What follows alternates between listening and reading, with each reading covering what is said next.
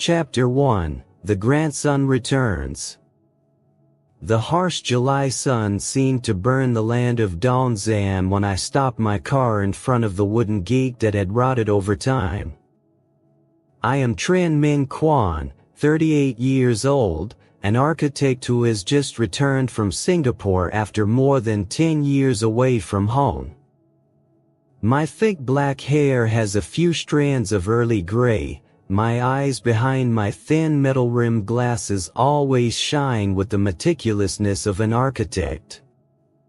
I am not tall, but my thin, strong figure is accentuated by a white shirt with rolled-up sleeves and beige khaki pants covered in dust after more than 3 hours of driving from the city. I looked into the distance, where the green rice field stretched to the horizon. This nearly 20-hectare piece of land was once the pride of my grandfather, Mr. Tran Van Thai, a hard-working farmer who had devoted his whole life to this land. When he passed away 2 months ago at the age of 87, the whole family was surprised to learn that he had left all his land to me, his only grandson who had been away from home for many years. Quan will know how to preserve it, his will said. Honestly, I had no idea what to do with such a large piece of farmland.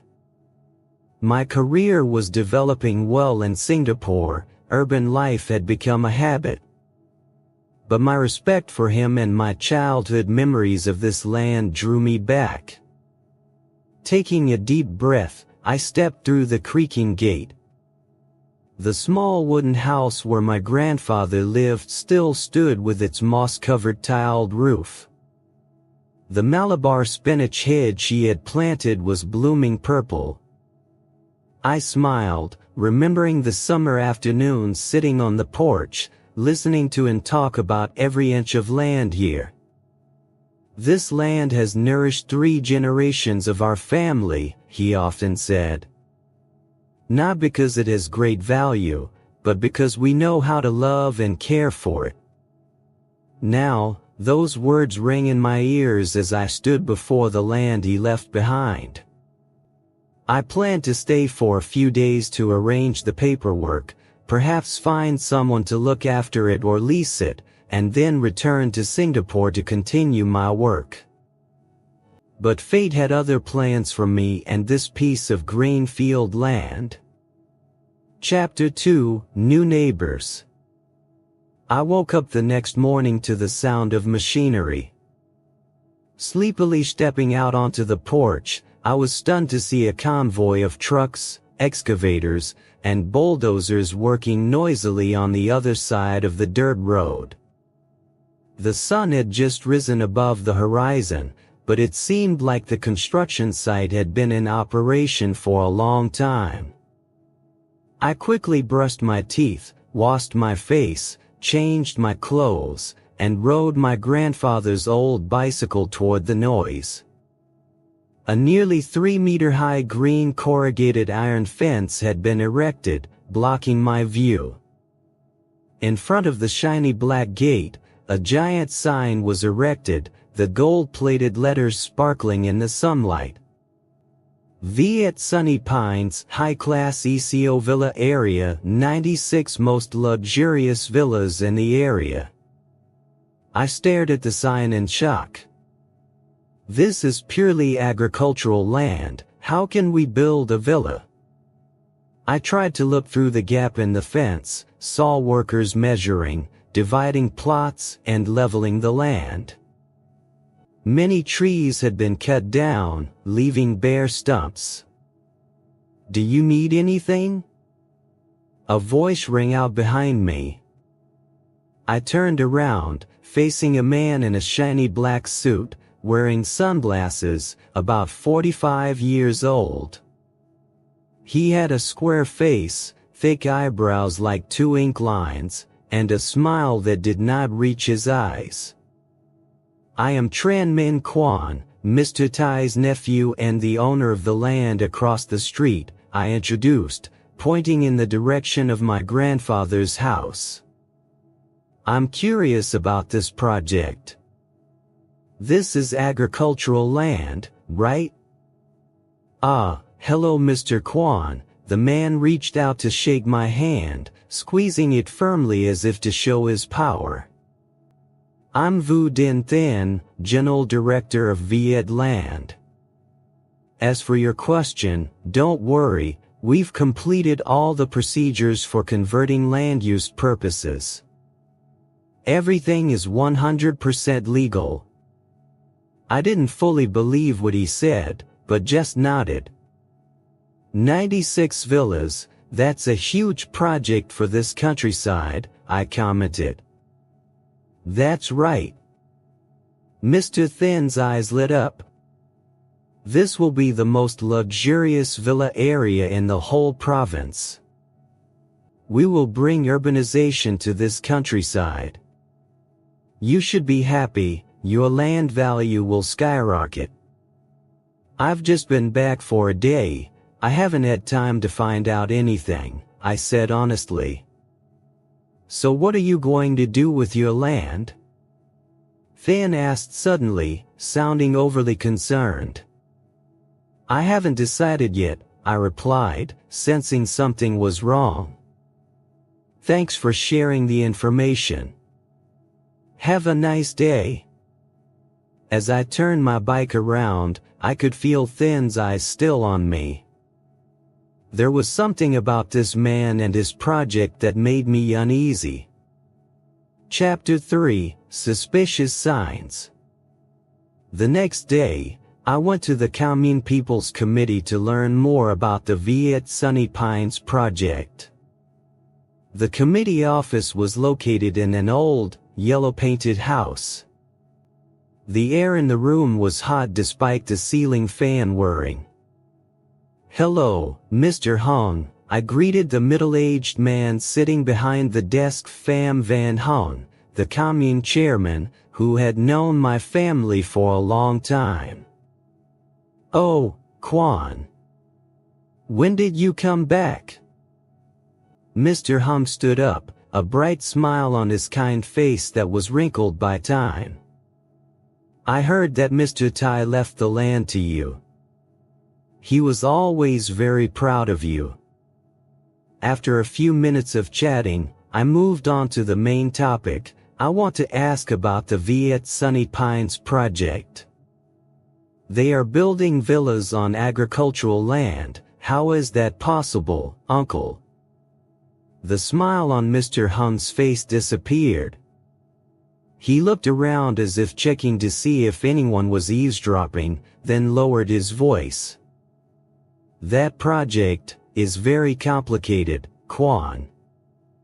VIET Land has a very good relationship with the higher-ups. They submitted the application for land use conversion and it was approved unusually quickly. But the whole process takes years, and has to go through many steps of inspection and environmental assessment, I protested, remembering what I had learned in urban planning courses. That should be the case, Mr. Hung sighed. But this project has many unusual points. I simply do not have the right to intervene when the permit has been granted at a higher level. I thought for a moment, then asked, can you show me the planning map and the project boundary? Mr. Hung rummaged through the filing cabinet and handed me a stack of papers. I studied the map carefully, and discovered something very strange. The eastern boundary of the project crossed a small stream which, as far as I could remember, was still my grandfather's land. Uncle Hung, I think there's a problem with this boundary, I pointed at the map. This part is still my family's land. Mr. Hung looked closely, then scratched his head. The records say they bought that part of the land from the locals. I don't know the details. Who could sell your grandfather's land? I wondered. He died just 2 months ago, and all the land was left to you in his will. You should carefully study your land documents, Mr. Hum advised, his eyes full of meaning. And be careful with VIET land. They are not an easy opponent. I left the committee with more questions than answers. What was happening to my family's land? Chapter 4: The Woman at the Coffee Shop. That afternoon, I sat in a small coffee shop in the center of the commune, thinking about the information I had just learned. The Don Zan coffee shop was an old wooden house, right at the corner of the market, where locals often gathered after a hard day's work. A black coffee, I ordered, and was surprised to see that the waitress was a young woman, dressed simply but exuding an elegance rarely seen in this countryside. "You're a stranger," she commented as she put the cup of coffee down on the table. She had long black hair tied neatly, big black eyes that shone with intelligence, and a charming smile. "Tourists?" "Not really. I'm Mr. Tai's nephew, who just came to receive the inheritance," I replied. Her eyes lit up with surprise. "Mr. Tai and Don Zan? So you're Mr. Quan?" "That's right. And you are?" "I'm Lunak Mai," she introduced herself. "Mr. Tai is special to me. I'm an environmental journalist, investigating unsustainable development projects in rural areas."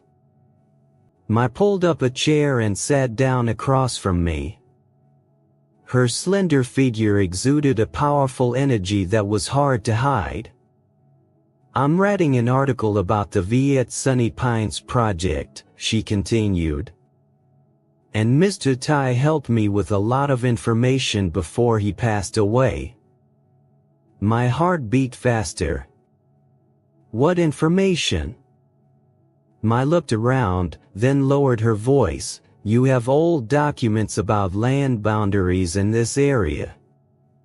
You said you would show them to me, but then you got sick." "Documents? Like maps or papers?" I asked. "Exactly," Mai nodded. "You have a land survey from the French colonial period, proving that most of the land that VIET land is building on actually belongs to your family." I was stunned. "Are you sure?" Mr. Tai was very sure of it. He said the real boundary was farther west, beyond the current dirt road. If this was true, then not just a small portion as I had initially suspected, but almost the entire VIET Sunny Pines project was being built on my family's land. "I need to find those documents," I said, feeling my breath quicken. "Do you know where he kept them?" Mai shook her head. "He just said he kept them very carefully. But he also mentioned a personal notebook where he wrote down everything important." Suddenly I remembered the brown leather notebook he always carried with him. When I was a child, I used to see him writing in it every night before going to bed. "Thank you, Mai," I said, quickly finishing my coffee. "I need to go home now. Can I help?" Mai asked, her face full of genuine concern. If what Mr. Tai said is true, this could be a big deal. "Let me find some evidence," I replied. "Can you give me your phone number? I'll call you when I find something." As I left the cafe, I didn't realize that from the dark corner of the cafe, a man in black was watching me with a cold gaze. Chapter 5: Secrets in the Old House. I spent the evening rummaging through my grandfather's wooden house, looking for the leather book in the documents it referred to. The house was not large, but it was filled with memories, yellowed black and white photographs, rusted farm tools, and countless books and papers accumulated over decades. I searched in the closet, under the bed, and old wooden boxes, but could not find the leather book or any documents related to land boundaries. Towards midnight, tired and frustrated, I plopped down on the old rattan chair where my grandfather often sat. The full moon hung outside the window, illuminating the room with a soft light. I closed my eyes, trying to think like my grandfather. If he were him, where would he keep the important documents? Suddenly, a childhood memory flashed through my mind. I was about 10 years old, playing hide-and-seek with the neighborhood kids. I hid under the floor, in a space that only I could fit into. And my grandfather caught me, but instead of scolding me, he just smiled and put his finger to his lips. "This is our secret hiding place, Quan." I jumped up, ran to the corner of the room where a slightly loose floorboard was. I knelt down, using both hands to lift the board. In the darkness under the floor, an old tin box appeared. My heart pounded as I opened the lid. Inside was the brown leather notebook I was looking for, along with a bamboo tube containing rolled up yellowed papers, and a small key. I opened the book, flipping through the pages of my grandfather's meticulous notes. Most of them were diaries about crops, weather, and personal thoughts. But on the last pages, I found what I was looking for. May 15, 2023 today, a stranger came to ask to buy the land. They claimed to be from VIET Land Company, wanting to buy all of our land for a high price. I refused. This land will be Quan's. June 2, 2023, they came back, this time with a higher price. When I still refused, the man named Thin seemed angry. I didn't like the look in his eyes. June 10, 2023, Ms. Mai came to ask about the land boundary. I told her about the French colonial survey. I will show her next time. June 20, 2023, I heard that VIET Land is doing some paperwork about the land to the west. I suspect there is some fraud. Luckily, I still have the original survey, kept in the bank. The key to the safe is in this tin box. My hands trembled as I opened the bamboo tube. Inside was a copy of an old document, drawing the land boundaries during the French colonial period. I studied the map, compared it with what I had seen at the Commune Committee, and was stunned to realize the truth. The entire area where VIET Sunny Pines was building was completely within the boundaries of my family's land according to this survey. Now I understood why he had left the land to me as an architect, someone with knowledge of urban planning and land law. He knew that VIET Land was a scam, and he needed someone who could fight them. I picked up the phone and called Mai. "I found it," I said as soon as she picked up. "The original survey is at the bank. We'll get it tomorrow." "Be careful, Quan," Mai's voice was full of worry. "Someone asked about you at the coffee shop tonight." "A man in black?" I felt a shiver run down my spine. VIET Land had begun to notice me. Chapter 6, The Decisive Evidence. The next morning, Mai and I went to the agricultural bank in a town about 30 minutes drive from Dongzan. It was the only bank in the area, a two-story, pale green building with a golden rice symbol on the front door. Ma was wearing a simple white shirt and jeans, her hair neatly tied back, looking professional and assertive. She stood beside me as I showed the bank teller my ID and the safe key. "This safe is in the name of Mr. Tran Van Tai," the teller checked the computer. "Do you have any documents proving that you are the heir?" I showed my grandfather's notarized will and death certificate. After a brief examination, we were led into the safe room. Safe number 153 was a small metal box mounted in the wall. I carefully opened it with the key. Inside was a dark green cloth bag, and in the cloth bag was a bamboo tube larger than the one I found at home. We took the documents to the table in the private room provided by the bank, carefully opening the bamboo tube. Inside was a faded but still legible original document, the Green Land Survey in both Vietnamese and French, with the official seal of the French colonial government, dated March 15, 1927. "This is a valuable legal document," Ma whispered, her eyes shining. "It proves the true boundaries of your family's land." According to the survey, my family's land stretched from the stream in the east all the way to the wide dirt road in the west, including the entire area where VIET Sunny Pines was building. Not only that, the document also contained detailed maps, with clearly marked boundary markers.